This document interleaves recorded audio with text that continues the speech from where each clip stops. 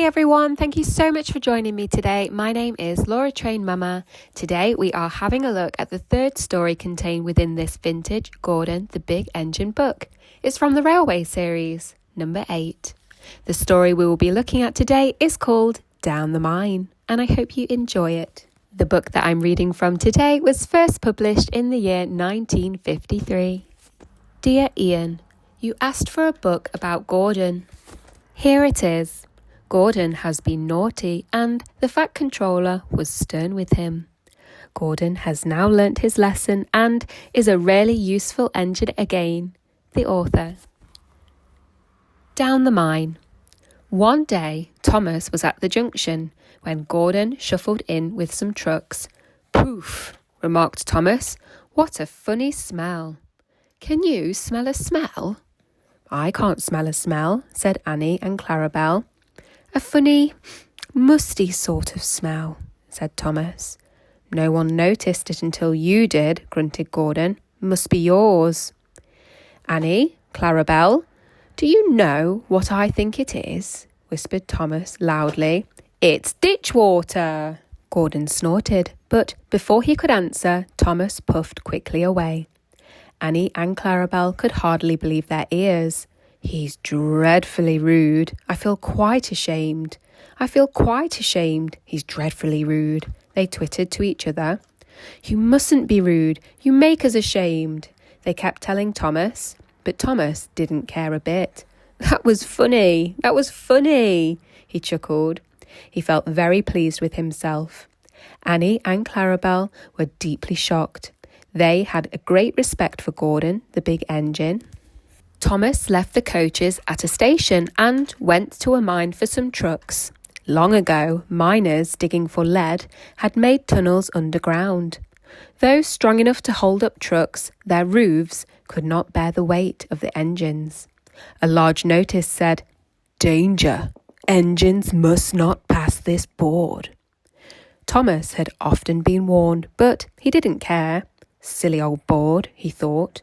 He had often tried to pass it, but had never succeeded. This morning he laughed as he puffed along. He had made a plan. He had to push empty trucks into one siding and pull out full ones from another. His driver stopped him and the fireman went to turn the points. Come on, waved the fireman, and they started. The driver leaned out of the cab to see where they were going. Now, said Thomas to himself, and, bumping the trucks fiercely, he jerked his driver off the footplate. Hurrah! Laughed Thomas, as he followed the trucks into the siding. Stupid old board, said Thomas as he passed it. There's no danger. His driver, unhurt, jumped up. Look out! He shouted. The fireman clambered into the cab. Thomas squealed crossly as his brakes were applied.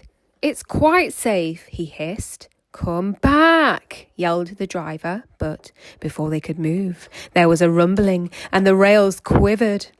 The fireman jumped clear. As he did so, a ballast slipped away and the rails sagged and broke. Fire and smoke, said Thomas. I'm sunk. And he was. Thomas could just see out of the hole, but he couldn't move. Oh dear, he said, I am a silly engine.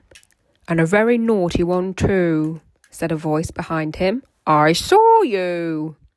Please get me out. I won't be naughty again. I'm not sure, replied the Fat Controller.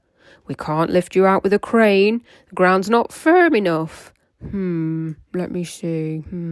I wonder if Gordon could pull you out. Yes, sir, said Thomas nervously. He didn't want to meet Gordon just yet.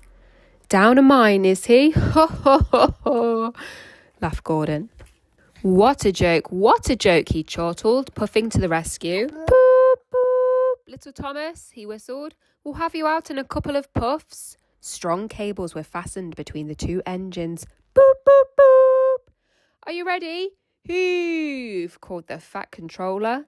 But they didn't pull Thomas out in 2 puffs. Gordon was panting hard and nearly purple before he had dragged Thomas out of the hole and safely past the board. I'm sorry I was cheeky, said Thomas.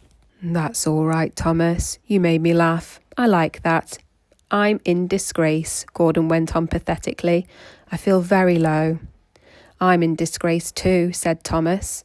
Why? So you are, Thomas. We're both in disgrace. Shall we form an alliance? An ally? What was it? An alliance, Thomas. United we stand, together we fall, said Gordon grandly. You helped me, and I help you. How about it? Right you are, said Thomas. Good, that's settled, rumbled Gordon, and buffer to buffer, the allies puffed home. That brings us to the end of the third story contained within the vintage Gordon the Big Engine book. I really hope that you enjoyed listening with me today, and if you did, please don't forget to like the video, and don't forget to check back tomorrow where we will be reading the next story within this book. Have a great day.